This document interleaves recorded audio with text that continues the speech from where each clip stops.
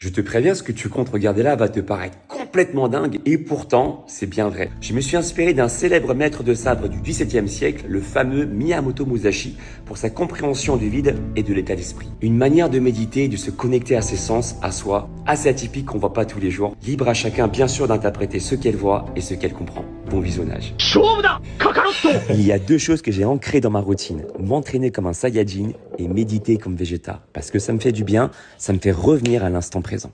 De là, je me suis fait une réflexion. Si je mets de l'énergie au bon endroit, ça veut dire que tout ce qui m'appartient, mon corps, mes émotions, mon stress, je peux les maîtriser et les transformer à ma guise. J'aime beaucoup voir la vie comme un grand jeu, un peu comme le livre L'Histoire sans fin. Je trouve que ça détend nos difficultés et ça gamifie nos défis de la vie.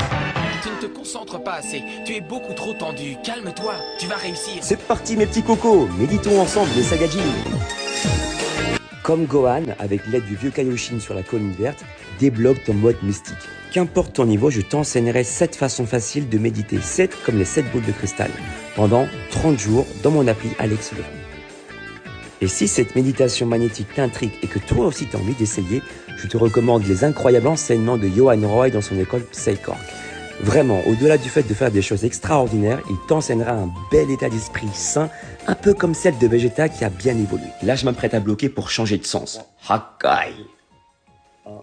Maintenant, let's go my boy, show me what you got. Okay. Quand on médite, on s'apaise. Et quand on est apaisé, on gère mieux le taux de cortisol. On favorise donc un corps plus athlétique toute l'année, bien sûr avec une bonne structure d'entraînement.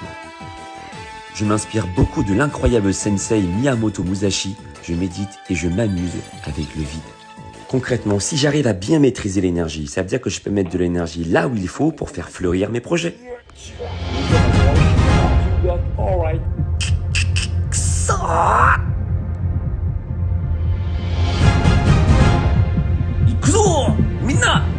C'est pour ça que Vegeta, Piccolo et Gohan méditent.